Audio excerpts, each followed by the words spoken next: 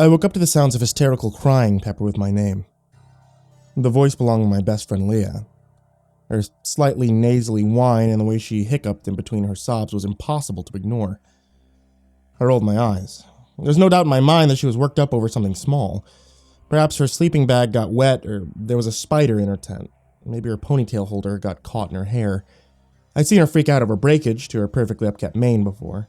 There's no doubt our friendship had a deep love that would last forever, but sometimes she drove me absolutely crazy. Why in the world I decided to go camping with her high-maintenance self in Yosemite for a week, nonetheless? I didn't know. Dee! I heard her sob again before screaming my nickname a bit louder. Dee! Something wasn't right. I heard heavy car tires slowly rolling over popping gravel, and the undeniable sound of gear being packed away. My phone was dead. The oversized body had slipped off the cable connecting it to my cheap solar charger. Hands down the worst $20 I've ever spent on one of those buy-it-for-less apps. My watch said that it was 8. Based on the dew lying on my gray domed tent and the angle of the rays, that was 8 a.m. Shit, I said, wiggling out of my mummy bag. I'd overslept by an hour. We were supposed to leave for our hike at 7. That would explain the hysterics. Leah was very type A, and would be furious that I cost her an hour of our itinerary. The first part of the hike would have to be spent kissing up and finding a way to make up for my tardiness. I slipped on my slightly damp jeans. They oddly smelled like mildew or wet laundry that hadn't dried in a few days. If my clothes were already going rancid from 2 days in the tent, that would be a super long trip. Leah, lower your voice, I heard a man say. My heart dropped and my breath hitched. I didn't know that voice. We've done everything we can. It's time to go. Get in the car. We'll finish packing up the gear. No, I thought to myself, no. Leah, don't go with him. I hurriedly threw on my boots. My fingers became caked in mud from grabbing the soles and clumps of clay-like substance, grass and twigs around my mummy bag. What the? I said out loud, interrupted by another loud sob from my friend. The zipper of my tent flew open with ease, and I burst outside. No, Leah, don't go with that man, I screamed. The scene that greeted me outside the tent was shocking. Police cars, people wandering around in FBI jackets, park rangers huddled over picnic tables covered in gridded maps. Something awful had happened, of that I was sure. Leah, I screamed, running towards her. The shocked look on her face when her neck snapped to look at me sent chills down my spine. She took a step back, pointed a finger at me, and screamed, Wait, what? Leah, what happened? The campground went silent. Everyone turned my way, jaws agape. A scent dog started to howl. From my right, I saw people running, and I braced myself for impact. Mom? Dad? I asked when I recognized their faces. I was smothered in hugs and felt their hands running over my face, my hair, my body. What in the...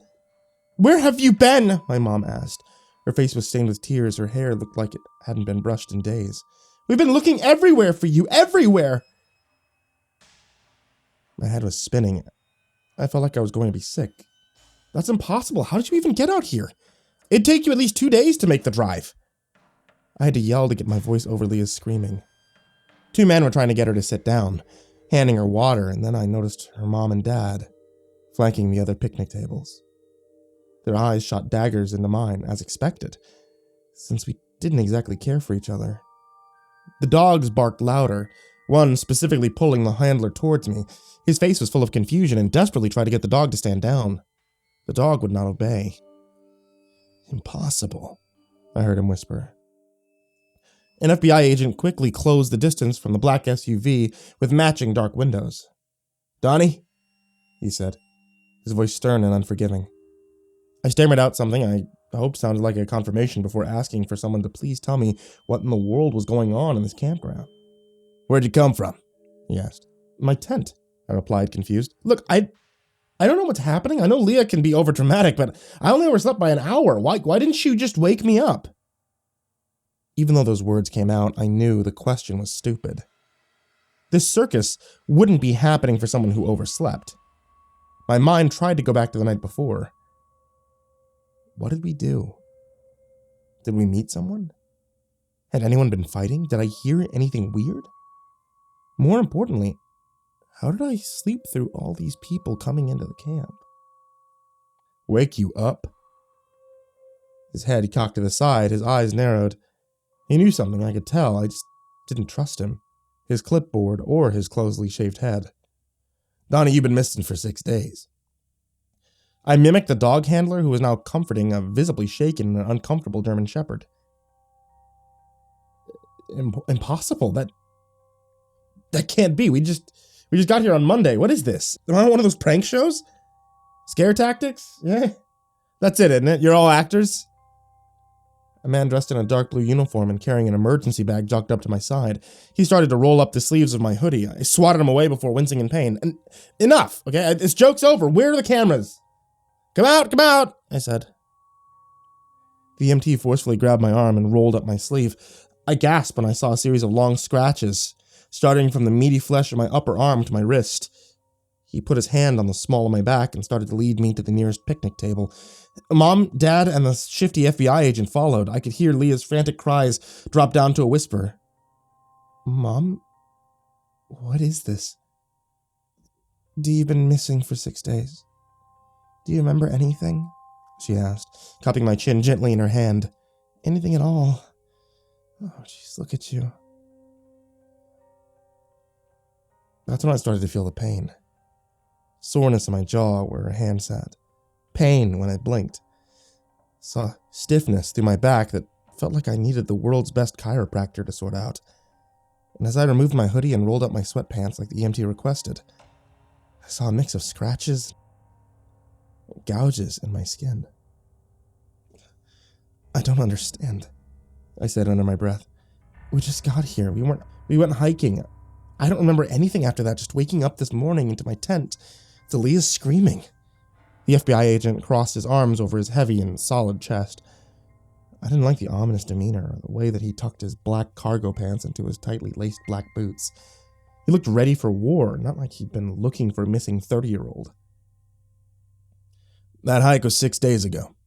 According to Leah, you two were goofing around, picking wildflowers, jumping behind trees. Suddenly, you were just gone. That can't be right, though. If I woke up in my tent this morning, except you weren't there at our 4 a.m. patrol. Not to mention the scent dogs, they would have picked up your trail and lured us this morning. It's time to be honest with us because this could be a very serious offense. When did you get in? Where have you been? I'm telling you the truth. My body started shaking. My mind hurt from trying to wrap itself around what they were saying. I had to remember what happened last night, at least the night I considered to be the previous one. I don't remember anything. I think I remember being on the trail. I'm not sure. I need to lie down, I said, trying to stand onto my feet. The EMT put his hand on my shoulder. Not much force was needed to keep me in place, not to mention the swarm of agents, officers, and dogs around my tent. I watched the search dogs circling. They weren't pointing at anything. They weren't notifying their handlers to anything around my tent. Not even my sleeping bag. They weren't picking up on me at all, but the German shepherd that had caught my scent this morning, when I had walked out, he wasn't there. He was still off to the side, visibly shaking with a confused and worried handler. Another agent stepped out from the tent and held up a vintage-looking brown leather backpack. Is this yours? He asked, looking at me in the eyes. I'd never seen that bag before. Leah would know it was mine too. She'd never be seen in public with me if I carried something so outdated. It was a long scratch down the front, like the ones on my arms. Yeah, I lied. Loudly, quickly. That's mine. I took it with me hiking, but why? How? For some reason, I knew I needed them to leave that bag alone. I held my breath when the agent didn't, and started to open it up.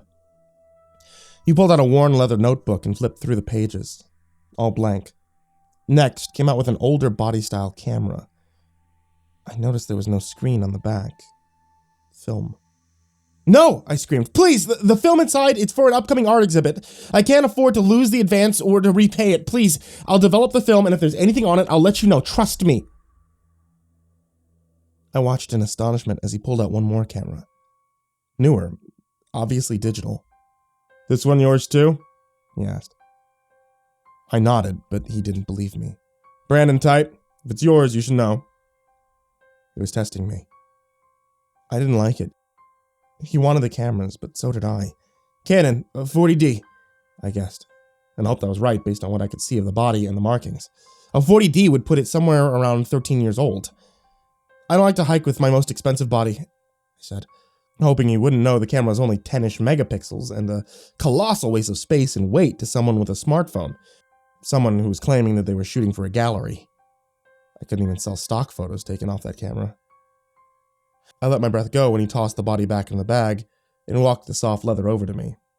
He set it down next to me and turned back to the tent. Keep cataloging everything in there. Take samples of that dirt. Photograph everything new. Nothing else leaves, he said. I wanted to feel like I'd won, but deep down, I knew he let me keep that bag for some reason.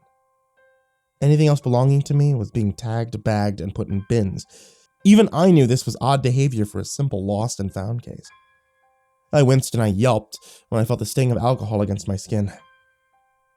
This one will need stitches, the EMT said.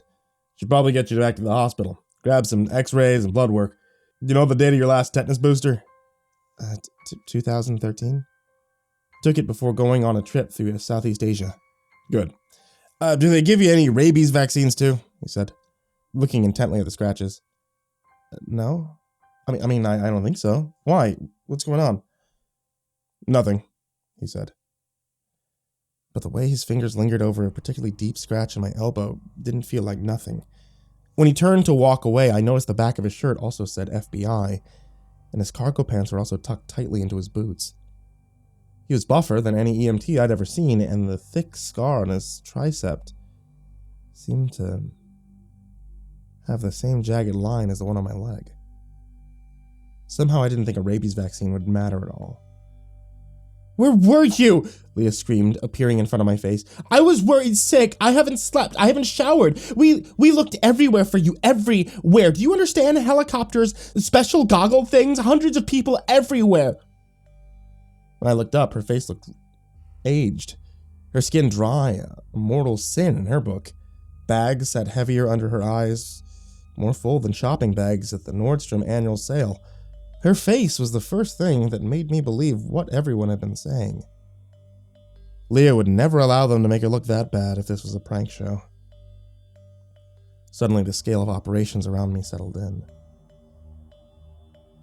This was real. Something had happened. Something I wasn't supposed to come back from. I needed to see what was on those cameras, and I knew in my gut that I absolutely could not go to whatever hospital they wanted to take me to.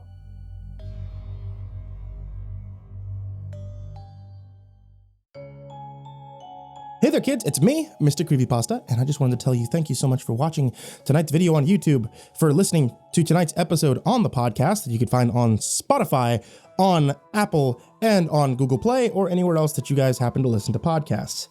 One other thing I wanted to tell you before we get to moving on to the patrons is the books that are currently available on Amazon. If you guys like seeing creepypasta stuff from me or from many of the authors that I work with, check out the Creepypasta collections, both Volume 1 and Volume 2. You can find them both on Amazon. Really, the stars of those are the authors that are in them, which are some of the greatest authors, I think, from both classical creepypastas as well as up to modern ones that we've worked with today. And now, for patreon.com/MrCreepyPasta, which you can always find in a link in the description, I want to give you all a very big thanks. There's many of you down there in the descriptions who I give big thanks to, and everybody also at this tier, like Dr. Strawberry, Jordan Alexander Sanchez, Ken, Lando Higuchi, Brianna Van Tine-Janzen, Chompski, TheRedOakShieldVirus, Sindee Barney, G Weevil 3, Diana Kraus, Stephen VanHuss, Tristain Pelton, Nico, kaeo, TheGingerBroz, Dante Rowe, Raphael Rodriguez, Lastbladesong, Meulmeester, Eliminator 86, Nebsky, SteampunkSinner, OptimisticAvacado, Kaleb Dougal, Daniel Poulsen, Finley, and Sky Harbor. You guys are the MVPs, and you guys keep the channel running, and I honestly cannot thank you enough for all that you do. That's all for tonight, guys. Sweet dreams.